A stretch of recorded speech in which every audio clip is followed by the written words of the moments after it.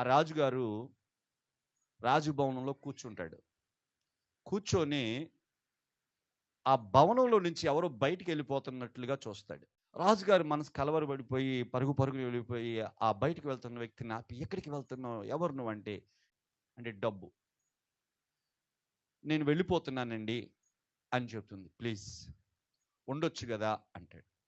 "లేదు లేదు, నేను ఈ ఇంట్లో ఉండదలుచుకోలేదంటే," "సరే, నువ్వు ఉండదలుచుకోలేనప్పుడు ఉండమని నేనెందుకులే బతిమలాడడం, నువ్వు వెళ్ళిపో" అంటాడు రాజుగారు. కూర్చొని అతడు దీర్ఘంగా ఆలోచిస్తూ ఉన్నప్పుడు మరలా భవనం నుంచి చూస్తాడు. అతని రాజభవనం నుంచి ఇంకొక ఇద్దరు బయటికి వెళ్ళిపోతున్నట్టు. ఒకరి పేరు కీర్తి, ఒకరి పేరు ప్రతిష్ట.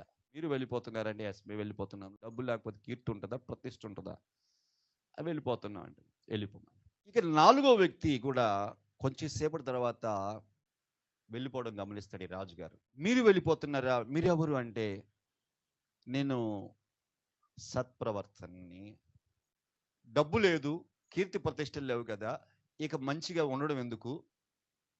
సత్ప్రవర్తన ఎవరి కొరకు? డబ్బు లేనప్పుడు, కీర్తి ప్రతిష్టలు లేనప్పుడు నేను కూడా వెళ్ళిపోతున్నాను" అంటది. ఎవరు? ఈ నాలుగో భార్య. రాజుగారు డబ్బు వెళ్ళిపోయినప్పుడు, ఆ కీర్తి వెళ్ళిపోయినప్పుడు, ఆ ప్రతిష్ట వెళ్ళిపోయినప్పుడు ఏడవలేదు గానీ, కాళ్ళ మీద పడి, "దయచేసి నువ్వు విడిచి వెళ్ళొద్దు. దయచేసి నన్ను వదిలి వెళ్ళొద్దు. ఇక్కడే ఉండు. ప్లీజ్. నువ్వు వెళ్ళిపోతే ఇంక నేను బతికినా వేస్టు" అని చెప్పి ఏడుస్తూ ఉంటే, జాలిపడి, "ఈ స్థితిలో కూడా నేను నీకు అవసరం అంటే, అసలు నువ్వే నాకు అవసరం" అని చెప్పి రాజు ఏడుస్తూ ఉంటే, జాలిపడి ఉంటానని చెప్పి అతని ఇంట్లోనే, ఆ రాజభవనంలోనే మంచి ప్రవర్తన నిలిచిపోతుంది. కొంతసేపు గడిచిన తర్వాత మంచి ప్రవర్తన లేని వ్యక్తి దగ్గరకి వెళ్ళి మేము మాత్రం ఉండి ఏం చేయగలుగుతాం?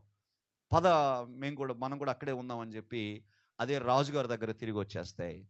అతడు సంతోషంగా ఉంటాడు. ఈ కథ మనకేం చెప్తుందంటే, ఈ రాజుగారి అనుభవం మనకేం తెలియచేస్తుందంటే, ఎవరిలో అయితే, ఎక్కడైతే, ఏ ఇంటిలో అయితే, ఏ వ్యక్తిలో అయితే సత్ప్రవర్తన ఉంటుందో, అక్కడే ధనముంటుంది. అక్కడే కీర్తి ప్రతిష్టలుంటాయి. Thank you for watching.